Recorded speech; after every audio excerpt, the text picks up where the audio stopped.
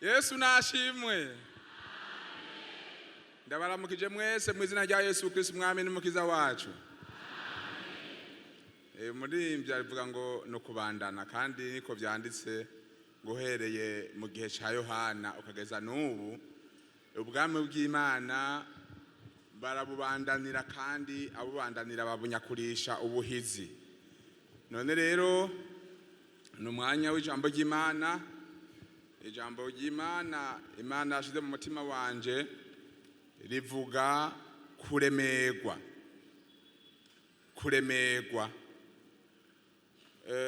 Dusome mu butumwa bwiza bwa Yesu Kristo uko bwanditswe na Luka igice cya 21 n'umurongo wa 34. Ni hafi cyane mu isezerano rishasha ubutumwa bwiza bwa Yesu Kristo uko bwanditswe na Luka igice cya 21 n'umurongo wa 34. Ariko mwirinde kugira ngo imitima yanyu ntiremerwe. Iri jambo niryo tuvugana.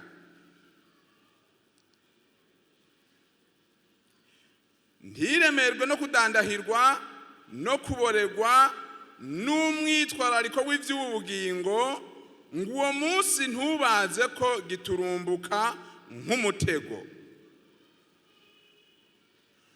Kuko ari kuzoshika ku bantu bose baba mw'isi. Twavuganye ko duhagarara kuri ijambo rivuga kuremerwa. Abantu benshi ngaha ni abanyakizungu, ibintu byo kuremerwa ntavyo bazi. Kuko muri mwebwe no abaza bashoye amavoka canke ngo ndababaze abashoye ubududu, nta nubwo muzi ubududu.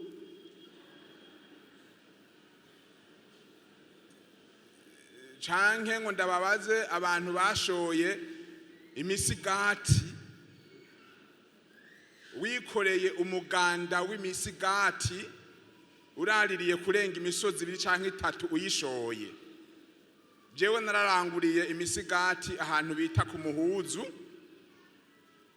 ndayishora mu minago kandi duciye mu misozi tudahonyoye mu ibarabara. Je ndazi uburemere. Narikoreye ibitoki tubisombera amafaranga 220 igitoki kimwe. Kubera ubukene no gukenera amafaranga nikorera ibitoki 2 vya 40. Nshika ahantu munsi y'igiti ndabura umuntu abinkurako kuko vyandemeye. Nca ndagenda negamira ico giti, nca ndamanuka bukebuke, nca mpenurira hasi. Kubera iki? Uburemere. Ndiko ndabaha akarorero k'uburemere. Twebwe twaramuye ikawa tukayishora tukayijana kuyitonoza ku mayizine tuyijanye mu bitunga. Umuntu wese bakamuremeka umuzigo ashobora, mugabo kubera ko idashobora gusigara mwategerezwa kwemera kuremerwa kugira ngo iyo kawa muyishikane iyija. Twarikoreye indya z'abasirikare mu magume bakakuremeka umuzigo usumba ibiro by'iwawe kugira ngo bishoboke izo ndya zishike ku ipozisiyo. Munsi umwe barandemeka ibiharage turagenda bagaca bambwira ngo nyaruka temuga. Urazi uburemere nikoreye. Cyamati iyo bija ndahazi ndabijana bukebuke ndabishikana kuko biraremereye. Yesu nashimwe cyane. Ijambo rero rivuga ngo ariko mwirinde kugira ngo imitima yanyu ntiremerwe no kudandahirwa no kuboregwa n'umwitwarariko w'iby'ubu bugingo ngo uwo munsi ntuzubaze ko giturumbuka nk'umutego. Iyo umuntu aremerewe ntavuga neza.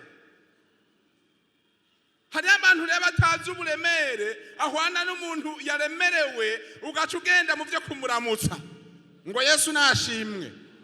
Yaremerewe uri kumubwira ngo Yesu nashimwe.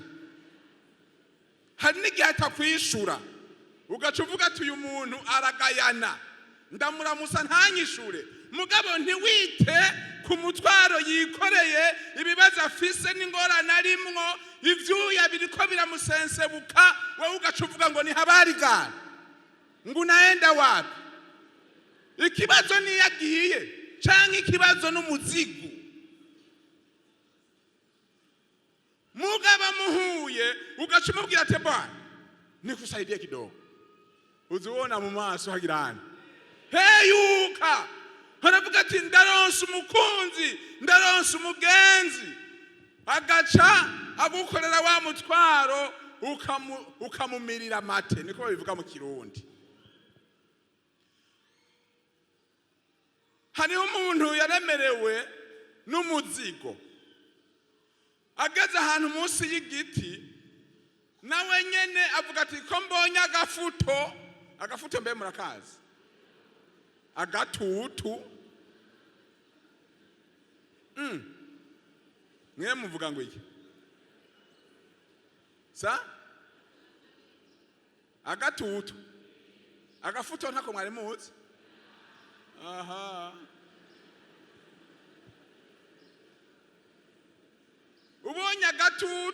Abonye agatutu yari yikoreye igiseke canke igitunga canke ikidenga canke sinzi namwe ngene muvuga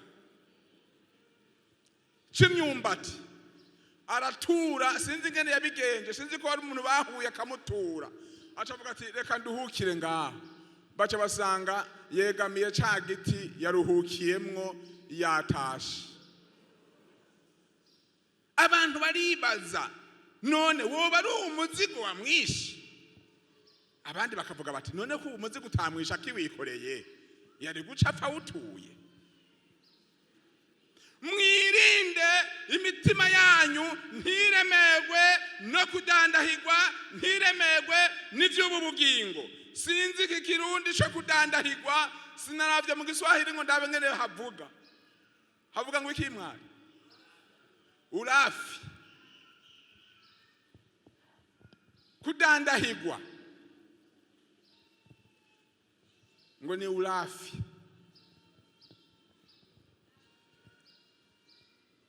Kudandahirwa, iyo umuntu yadandahiwe muzobabona mu kabare, aranwa inzoga, izindi akazarazisesako, izindi akazarazisuka hasi, yarengewe aravuga ati none zisigaye ndazigira gute, akazisesa canke akaziyoga canke akanywa akiyugumura ngo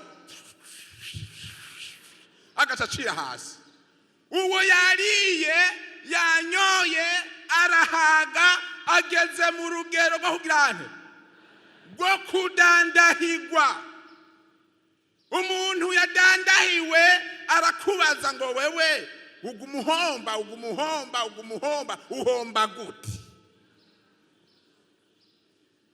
Umuntu yadandahiwe arakubaza ngo ushobora kubura inzu yo kuriha, amafaranga yo kuriha inzu amezi 3, amezi 4, amezi 5. We bwana, we vipi? Fanya kazi ulipe nyumba ya watu. Yadandahiwe. Bwana Yesu asifiwe sana. Umuntu rero ari muri ivyo bihe arashobora kuremegwa. Ijambo ry'uyu munsi rivuga ngo rero wirinde naho uremerewe, uwo munsi ntukuze ko nk'umutego.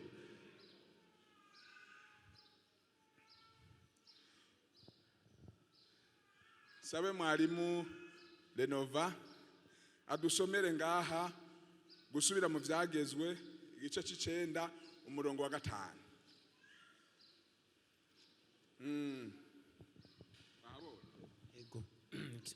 Gusura mu vyagezwe igice c'9 umurongo wa 5 havuga ngo ukugororoka kwanyu canke gutungana kw'imitima yanyu sivyo bizoba bitumye mwinjira igihugu cabo ngo mucegukire.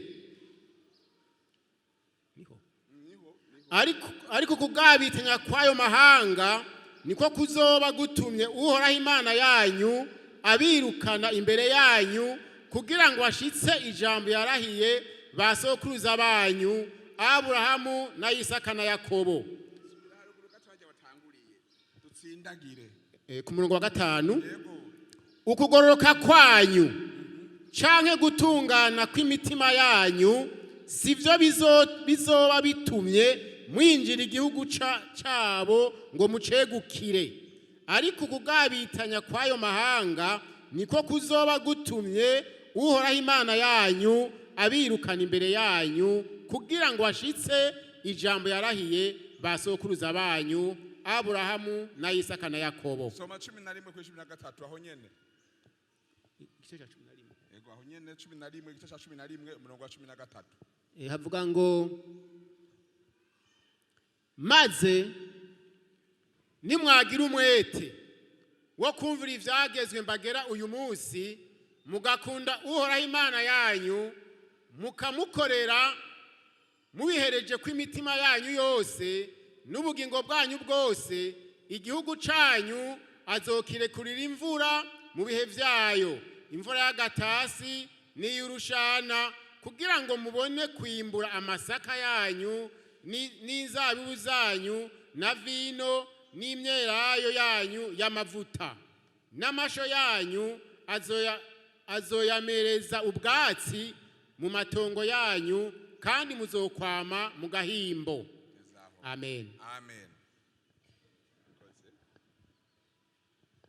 Ndasaba mwarimu Placide abaturabira igitabo ca kabiri c'ivyo ku ngoma ku murongo wa 28 arahera ku murongo wa mbere, aze adusomere igice ca 28 igitabo ca kabiri c'ivyo ku ngoma, igice ca 28 ku murongo wa mbere. Ahazi yari amaze imyaka 20 igihe yima, amara imyaka 16 ari Yerusalemu ari ku ngoma. Mugabo ntiyakora ivyo Uhoraho abona ko ari vyiza nk'uko sekuruza Dawidi yakora, ariko yagendera mu ngeso z'abami b'Abisirayeli, agakoresha ibishushanyo vy'abayari bivugutiwe mu nkero. Ikigeretse ko yosereza imibavu mu mwonga wa mwene Hinomu, atanga n'abana biwe kubimazi ngo boserezwe mu muriro, nk'uko ibizira vy'ubuyobe vy'abanyamahanga vyari bimeze, abo Uhoraho yari yarirukanye imbere y'Abisirayeli. Bandanya. Yatanga ibimazi akosereza imibavu mu bitabo no ku mpinga z'imisozi no munsi y'igiti cose gitotahaye. Kubw'ivyo Uhoraho Imana yiwe amugabura mu maboko y'umwami w'Isiriya. Abasiriya baramunesha, bafata mpiri benshi cyane mu bantu biwe, babajana i Damasiko ari nyagano. Arongera agaburwa mu maboko y'umwami w'Abisirayeli, nawe aramunesha, yica benshi cyane. Aho rero ku murongo wa 6 ageze hariho ijambo turonderayo, twagombye dusome aya makuru mwumva abantu b'Imana ingene banyuranije n'Imana, maze Imana ibagomorera ibihano n'ibyago kugira ngo ishobore kubatesha. Umurongo wa 6 usoma, kuko uwo mwami Peka mwene Remaliya yishe mu Bayuda ingabo 120 ku munsi umwe, bose ari abantu b'abahizi. Inyanduruko nuko bari baretse Uhoraho imana y'abasekuruza. inyanduruko y'ibyo byose igatuma igihugu giterwa, bigatuma ingabo rutura ziserukira abandi mu kurwana hapfamwo ibihumbi bingana gutyo 120 ku munsi umwe. Abantu, igihugu, umwami bari baretse, turabandanya, bari baretse imana barakikama. Hari abantu rero bashobora kwishimira ibigwanisho bakareka imana. Hari abantu bashobora kwishimira ico bari bakibagira imana. Hari abantu bashobora kureka ibyagezwe by'uhoraho bakareka imana. Imana irafise uburyo bwinshi bw'ingene bigenza ugafatwa mpiri. Soma umurongo w'indwi. Kandi zikuri umuntu w'umuhizi wo mu Befurayimu yica Maseya umwana w'umwami na Azurikamu umubwiriza wo mu ngoro y'ibwami na Erukana uwa kabiri ku mwami. Nuko Abisirayeli bajana mu biwabo abantu 200,000 ari nyagano, n'abagore n'abahungu n'abakobwa, babasahura n'amasahu menshi cyane, babijana i Samariya. Ariko hari uvugishwa n'uhoraho aho nyene rero muhumvirize neza, imana irahejeje gukubita kubera ishavu yari ifise, kubera abantu bayivuyeko, kubera umwami yakikamye, kubera abantu bose bararetse ibyagezwe n'amabwirizwa vy'Imana. Imana ibagomorera ibihano n'ibyago. Ariko ngaha kuri umurongo w'icenda niho tugeze, nadusomere. Ariko hari uvugishwa n'uhoraho yitwa Odedi, aragenda aja gusanganira izo ngabo zihindukiye i Samariya. Arababarira aterega icyatumye uhoraho imana y'abasogokuruza agabura abayuda mu maboko yanyu, nuko yarabarakiye. Ariko mwebwe mwabicanye ishavu ryinshi rishika mw'ijuru. Yego bandana. None mugabiye kugandura abayuda n'ab'i Yerusalemu ngo mubagire abagurano n'abaguranokazi, abo mwebwe ngo mubagire abagurano n'abaguranokazi. Aho mwebwe nta bicumuro mufise. Aho mwebwe muvuye kwica abantu, mufashe abantu k'inyagano, abantu muraritse, mwisha abantu ingabo 120,000, muca mwibaza ngo rero ngo abo bantu ko mubagiriye uko ngo byavuye kuko je uhoraho imana bemera, muri abanyenkomezi, atabyaha mufise, atabicumuro mufise, niko mwibaza. Soma. Nta bicumuro mufise byanyu bwanyu, mwacumuye kuhoraho imana yanyu. Yego. Enda rero nimunyumve, nimusubize yaba bantu biwanyu mwanyaze, kuko uburake bw'inkazi bw'uhoraho buri kuri mwebwe. Maze abaganwa bamwe b'Abefurayimu, Azariya mwene Yohanani na Berekiya mwene Meshiremoti na Yehizekiya mwene Sharumu na Amasa mwene Hadurayi barahaguruka babuza abo batabarutse mu ntambara. Barababarira bati abo bantu b'inyagano nimubazane ngaha, kuko ico mugomba gukora kizoducumuza kuhoraho, congereze ibyaha byacu n'ibicumuro byacu. Kuko nanone twacumuye bikomeye, kandi twebwe Abisirayeli dufitiwe uburake bw'inkazi.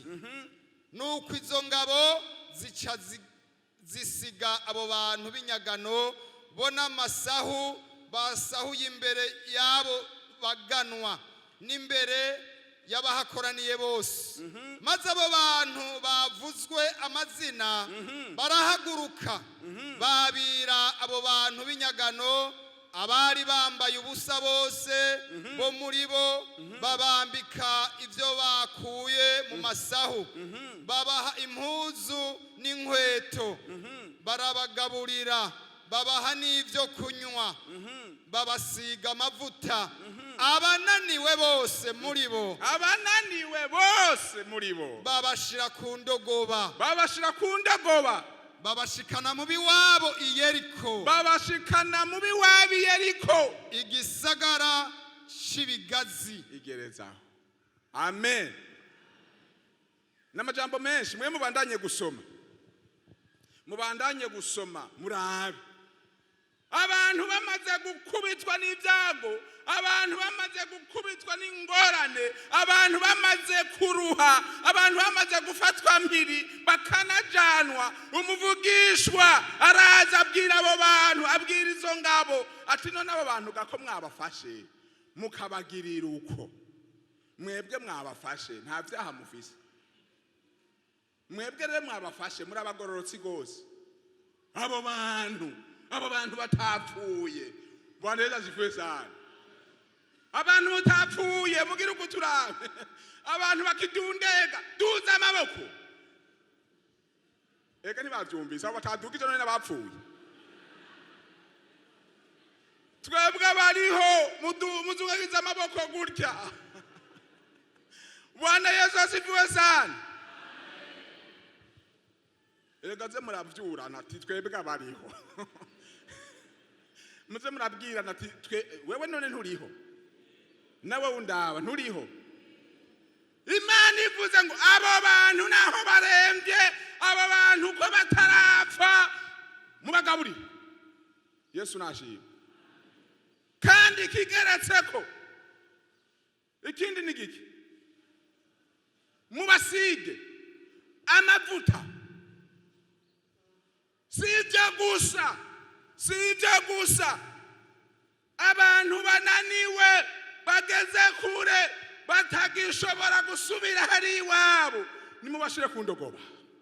Twuname dusenga Imana. Unama, hari ikintu ngomba ndakubarira. Uragomba gushika mu gisagara cy'ibigazi, igisagara cy'iwacu, iyo turiko turaja hakurya ya Yorodani. Ni bande bavuga bati aho ngeze ibyago birandembeje, ndumva ko naniwe. Yesu agomba kugushira ku ndogoba. Haleluya. Agushira ku ndogoba, uri umuntu wiwe nashobora kuguta mu nzira, kukiriho, kukimwizera. Nabo bakugiriye ibyo suko batagira ibyaha, mugabo Imana yari yagombye ngo usubire ukebanuke urabe kutarashika mu gisagara cy'ibigazi. Ninde ananiwe, ninde aremerewe, ahagurukire mu kibanza. Tugomba dusaba abakozi b'Imana basengere abantu bananiwe. Novuga byinshi ku byo kunanirwa, mugo umuntu wese ku ruhande rwiwe ashobora kuvuga ati nukuri ndumva mfise ikibazo kandi ndananiwe. Uwo niwe twahaye ikaze. Akaba ari umuntu umwe canke babiri bazoba bamaze, kuko tugomba dusenga Imana. Ntitubarorera wowe guma wiyumvira, uraza kuguma uhaguruka buke gume wiyumvira, muga abandi tuzoba twahejeje kubasengera. Mamagaye umuntu yumva ko ananiwe, umuntu yumva ko aremerewe. Mbega uremerewe niki? Ico nico kibazo ubwira Yesu. Mbega ufise ingorane zihe? Ico nico kibazo ubwira umwami Yesu. Arahamagara. Imana irafise ukuzobigenza, umutima wawe uraguma mu kibanza. Imana irafise ukuzobigenza, umutima wawe uraguma mu kibanza.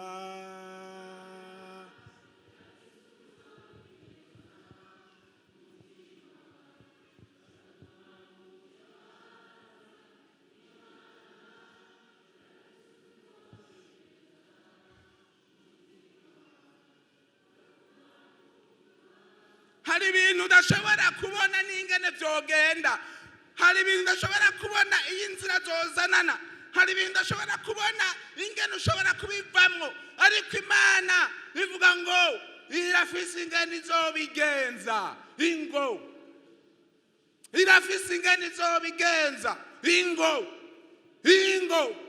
Ingo naho umwasi umenga ni yakwatatse, naho umenga wari wafashwe mpiri, naho umenga ntiwari ukibasha, ariko Yesu aragusendagiza, aragushira ku ndogoba, arakujana, arakunyaga abansi, agusubize ku ndogoba, akujane, agushikane mu gisagara cy'ibigazi.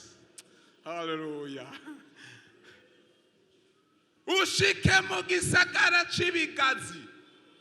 Wari umunsi wo gusengera abananiwe n'abaremerewe. Wari umunsi wo gusengera abananiwe n'abaremerewe. Wari umunsi wo gusengera abantu bacumbitse ahantu biteze gupfa. Wari umunsi wo gusengera abantu bavuze bati ninde yonkura aha hantu.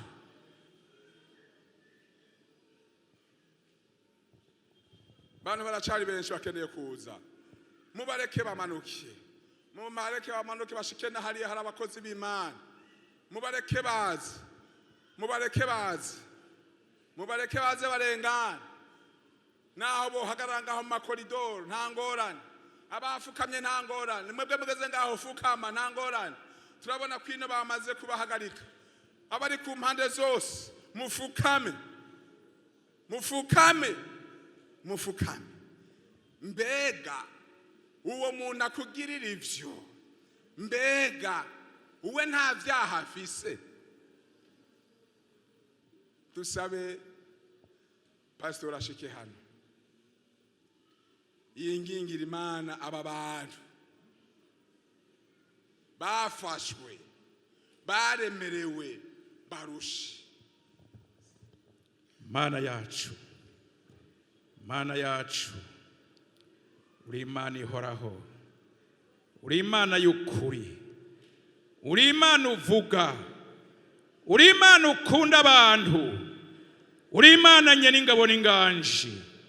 Turagushimiye kuri uyu munsi mwiza Mana, watumira ishengero kandi ukaba warigaburiye amajambo yawe y'ubugingo.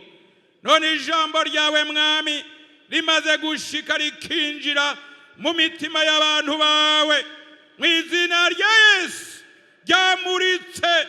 None rero niwe wavuze ngo nimuze kuri jewe mwese abananiwe n'abaremerewe ndabaruhure. Abantu bari barushe, hari ibyo baciyemwe byabaruhije, mu izina rya Yesu none barabikuzaniye, baragupfukamiye, baraciye bugufi. Kandi nawe wavuze ngo uje kuri wewe ndumuhinda ariko uramwakira. Bakire rero Mwami, ubature, ubakureko iyi mitwaro yari baremereye, yari bagiriye nabi. Iyi mitwaro yari imaze kubagirira nabi, mu izina rya Yesu ibaveko, ibaveko, ibaveko. Ibyo umurwanizi yabaremetse byose nibivanweho, bisubireko. Iyo byaje biva bisubire ku mwasi, ariko abantu bawe Mwami Imana nibidegemvye, nibabohoke. Imigozi yose umurwanizi yababohesheje turayivunaguye, turayicagaguye mu izina rya Yesu Kristo.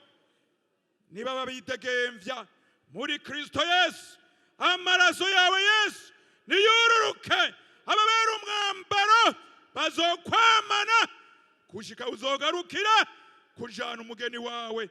Kandi Mwami turaguhamagaye kugira ngo aba bose bari mu gitabo cy'imanza bakivemwa, bandikwe busha mu gitabo cy'ubugingo, amazina yabo hasubira aboneke. Kandi ubahe inkomezi nsha, ubahe umutima musha, kandi ubakomorere icyo cyose umurwanizi yabanyaze. Ubagire neza, ubahe guhagarara neza muri iki gihe Mwami cy'iherezo. Ubahe guhagarara neza, bakwemangire nk'abana b'Imana. Muhemu yera abaha inkomezi zo kubandanya urugendo ntibasubire guhendwa n'ubugunge bw'umwasi. Ubane nabo bagire neza, ahari amaganya ubuhuzura amahoro y'Imana. Amahoro ya Yesu nabatwikire, bagenda n'amahoro y'Imana mu izina rya Yesu. Bagenda bagushima kandi bagushira hejuru. Turagushima kubabohoye, turagushima Mwami Imana kubagiriye neza, kubahariye vyose, bagataha banezerewe bagushima kandi bagushira hejuru. Ni mu izina rya Yesu Kristo Mwami n'umukiza wacu tubisavye, amen. Mugifukamye mushishikare mufukame. Twasomye ijambo ritubarira ngo nimwa kwinjira muri ico gihugu ntibizoba bivuye ku kugororoka kwanyu. Ayo majambo murayumva? Ntibizoba bivuye ku kugororoka kwanyu, mugabo bizoba bivuye kuri ayo mahanga atazi Imana yagumye ahagarara imbere yanyu. Izoreka abo batazi Imana, abo batayizera, abo batubashe Kristo, abo izobaheba igomorore mwebwe mwinjire mu gihugu mu gisagara c'ibikatsi. Nimwamenye ivyo, Imana yavuze ngo izosubirire kuri mvura. Erega hari abantu bari ku bugaragwa, bari mu bugaragwa, abo nibo tugomba dusengere. Haguruka rero, haguruka. Umuntu ari mu bugaragwa, umuntu imvura yataze, umuntu atacari ko arabona, umuntu atacari ko aratora, umuntu atanyungu, umuntu ari mu buhombe, umuntu avuga ati none ga yemwe birarangirira hehe? Reka suko Imana yaguhevye, mugabo igomba ngo ubanze uhindukire wibuke ngo izosubirire kuri mvura, izosubira ire kuri mvura. Tusabe Pasiteri Alexis nawe nyene ashike hano, canke nimba atari hafi Pasiteri Yosefu hajya ashike hano asenga Imana. Nibaza ko yumvise ivyo dusengera. Abantu bari mu bugaragwa, abantu bavuga bati ninde yonkiza muri ibi bintu ndimwo, bari mu gihe c'uruzuba, imvura yarahagaze y'umugisha, ntaco bariko barabona, ikintu cyose cyarahagaze, ikintu cyose cyaranse. Imana yavuze ngo izosubirire kuri mvura kuri mwebwe, maze ibashorere, ibajabukane, ibashikane mu gisagara c'ibikatsi. Haleluya. Mungu Baba yetu uliye mbinguni, watu wanasimama mbele ya macho yako, wanakuwa wima. Jangwa kubwa la ukame linaingia ndani ya mioyo ya watu. Watu wanazimia na wako katika safari ya kwenda mbinguni. Wanalemelewa na mizigo mizito. Mizigo mizito inaleta ukame ndani ya watu. Neno lako limesema kwamba ulevi umelemelea watu. Ulevi umelemelea watu na masumbufu ya maisha kama haya ambayo tulio nayo katika dunia yamelemelea watu. Watu kwa kupata pesa wanatembelea mambo mengine ya kigeni. Hauya ni ulevi mkubwa, huwa ni mzigo mkubwa. Nani atasaidia watu? Yesu shuka leo, Yesu shuka leo ndani ya mioyo ya watu. Ondoa ulevi, ondoa unjanja ndani ya mioyo ya watu, ili watu wafikie kwenye mitende ya amani ya uzima. Katika jina la Yesu Kristo wa Nazareti, tunaomba kwamba ukame ambao unakuwa ndani ya watu, Roho wako Mtakatifu umuingize tena ndani ya mioyo ya watu. Watu tena wapate nguvu. Roho wako Mtakatifu asaidie watu tena kuonekana kwamba wanakuwa wazima. Roho wa ujanja toka ndani ya watu, na roho wa uzima aingie ndani ya mioyo ya watu. Watu waonekane kwamba wamebadilika tena. Watu waonekane kwamba tena mvua ya mbingu ya manyunyu inanyesha wasikie kwamba mioyo yao tena kuna vijito vya baraka vinatirika ndani yao. Uongo toke ndani ya watu, usharatu toke ndani ya watu, unjando toke ndani ya watu, ulevu toke ndani ya watu. Baraka za roho ya mbingu, mvua ya mbingu, mvua ya mbingu inyeshe ndani ya mioyo ya watu tena jangwa na ukame utoke ndani ya watu, ili watu tena waone kwamba furaha ya wokovu imeingia ndani yao. Furaha ya wokovu tena uwe ndani yao. Watu hawana tena furaha ya wokovu, watu hawana tena furaha ya wokovu ndani yao, lakini tunahitaji Mungu furaha ya wokovu uiongeze tena ndani ya mioyo ya watu, ili watu waufikie ile siku wawe tayari, wawe tayari kwamba tena Mungu umewageuza ule ukame unatoka ndani yao. Asante kwa sababu Mungu unasikia maombi ya watakatifu wako. Amen. Nimugende ariko hasigare umuntu yibaza ko Satani yamukanditse bigafata.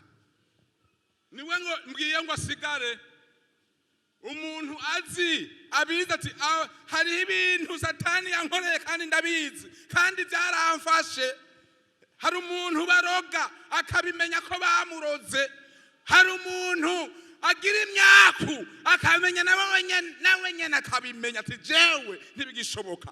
Uwo muntu niwe tugomba tuzindure ahagarara imbere y'abakozi b'Imana. Umuntu abizi naho yo bari hejuru hari inyuma aze. Imana yavuze ngo nivyukuri abantu barakugiriye nabi birafata. None aba bantu bakugiriye nabi nibo bera imbere y'Imana batazi n'Imana. Uyu munsi ngo mbigirire neza abantu bayo. Mwarimu Paul ashike hano. Umuntu atabizi aciyumvira siwe twavuze. Oya, twavuze umuntu avuga ati ndazi ikintu Satani yankoreye, ndakizi ninde wo kuntabara atari Imana. Naho boba barabikoze bigafata. None abo bantu babikoze niba Imana yemera canke Imana yemera mwebwe mucizigira izina ryayo, mukirira mu ngoro yayo kandi mukiyikorera. Ninde Satani yazirikiye ku giti? Ninde abadayimoni bazirikiye ku giti? Ninde?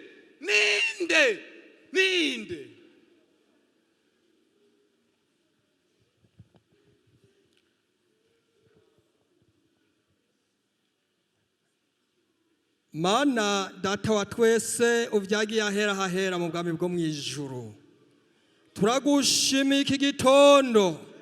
Uravuganye n'ishengero, urerekanye ukwera kwawe Mana. Uri Imana urengeye ukwizera kw'abana b'abantu.